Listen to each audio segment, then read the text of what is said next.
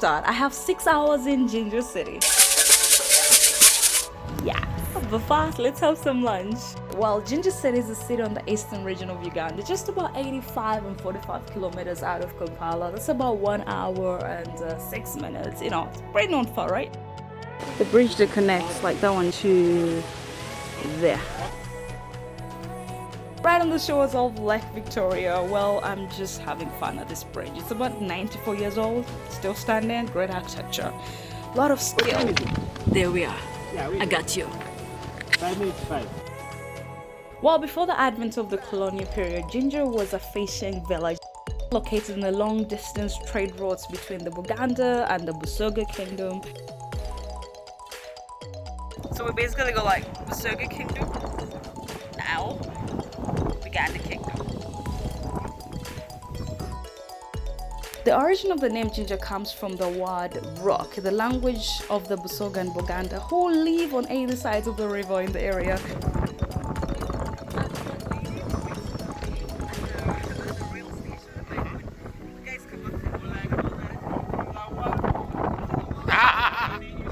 Yeah.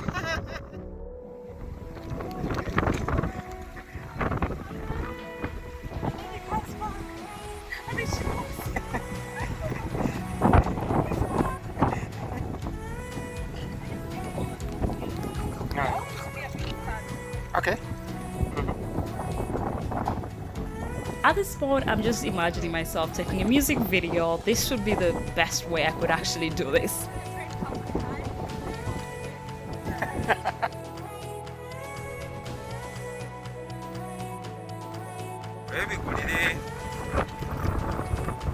The erection of the Jinja Now Bridge in 1926, yes, made Jinja a transportation hub. This specific bridge is about 94 years old. And the bridge is linking between Uganda Railway and the Kenyan Railway.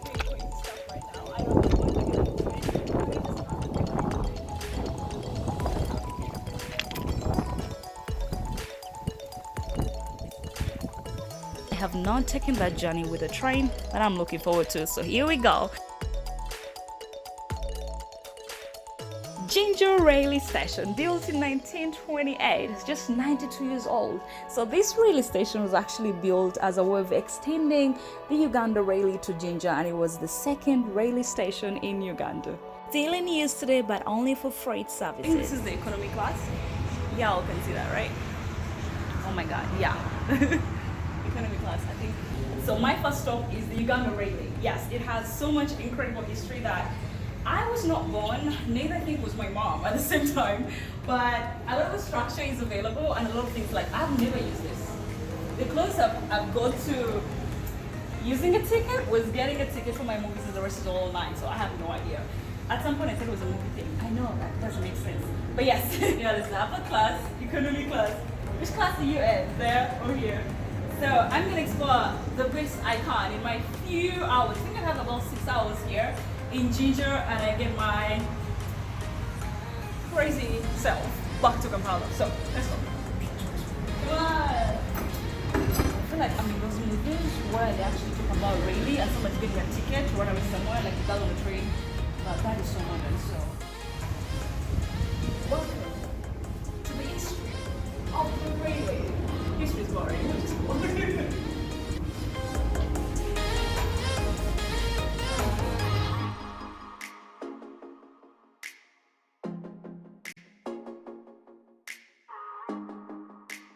That's black, yellow, red. Now that's the Ugandan one. Those are simply wagons. As you see, carry wheat. They carry a lot of grain basically. Yeah, I think it's one of the most magical things. Either I'm exaggerating or I really feel like I need to be inside there and act like I'm going somewhere when I know the trains are not moving to any direction. Yes. Mini story. I actually grew up near the railway station. I always visualized myself that I'm gonna end up on this train and end up in China, which wasn't true, but I thought that could actually visually happen. But I'm gonna try to be cargo since that is the only thing available. I'm told that when you Uganda and wait, in the movies it's so easy, like we just jump on this thing.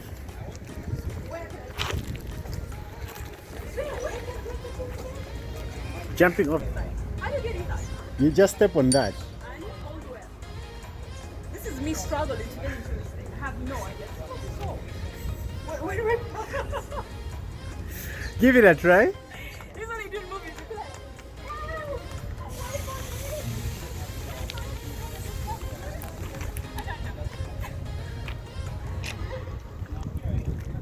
Yeah, go for it. hey guys, I'm going to China! Woohoo! This is so cool. I'm the captain in charge of this Marvel ship. We're heading south to pick up some new wits. You're with me? Let's go. Yo! Audience! And there's some kind of a captain. Okay. Hoping I don't fall. I don't know how these guys always do it in the movies. Actually, the movies are not real.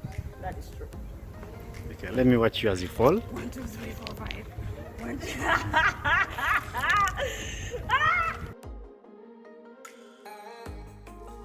Sorry, China. Can't come. The captain right now. Call me captain.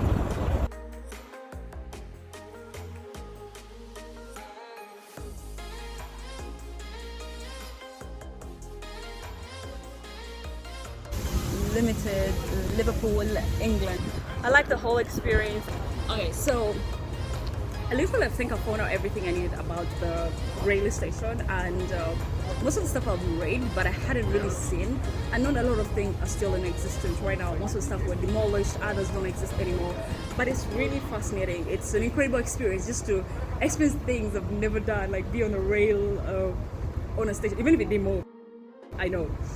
It didn't move, but I was excited at the same time. And the other thing that is so incredible is the fact that I noticed a lot of structures still intact. I know that all they do is paint, pretty much, because the wood is still the same, the coloring, and most of the rain systems don't work anymore. I know Kenya has done a good job to move faster, and we're still far, but it's incredible. I think I'll come back here to get more detail and also check out the next Jinja area that has more history, but here a lot of stuff was demolished. But I saw this stuff and it said, I'm gonna try to do that. And you know what? No, let's just do it.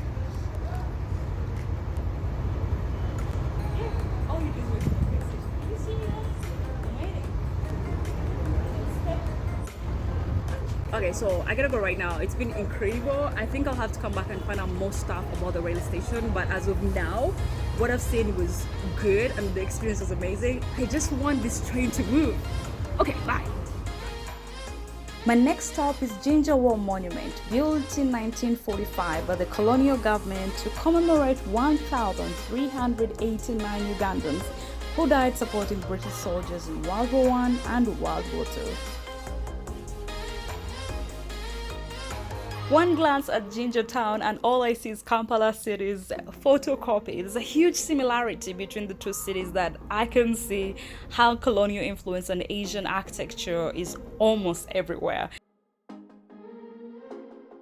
Another Jinja gained its recognition as the source of the Nile after John Speke visited Uganda around 1858, but the town's development is initially linked to the arrival of the Uganda Railway, and that connection boosted this place as an industrial hub. But when you look at the whole town, you get to see that at the turn of the century, Jinja town had been established and there's a lot of port facilities, cotton, which Madivan really gained a lot from, and a whole lot of trade and exports happening between Uganda, Kisumu, and Mombasa. But this really looks like Kampala City. Literally every corner of the town.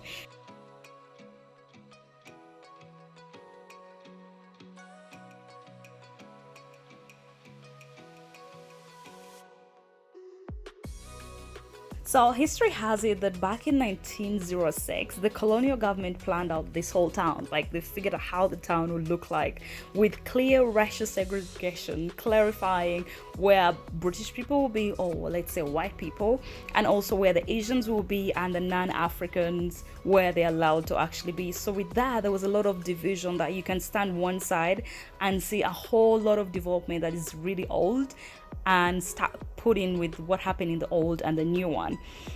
With that, a lot of non-African businesses weren't allowed to construct premises along certain streets, and then there are other streets where Africans were prohibited from settling for a lot of several years. And as you can see in Jinja, you actually see the difference. I think you should get some time and take a walk around Jinja. Some places look like the Kololo side of Kampala or Muyenga, or the uptowns, which were considered the white areas of Kampala. And then the other side, like Kamocha or whatever, considered the African sides of the area. So it's pretty interesting. I love the view, and I love to understand that history has a whole connection into all this.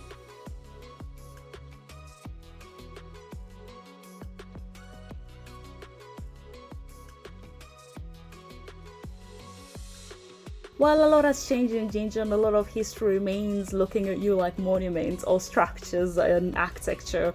Other than that, I had a great time. Hoping to come back this time and see more great views. Subscribe. Let me know what you think in the description below. Any place you would like me to check out in Jinja. Leave it in the comments below. Thank you so much for watching. Until next time.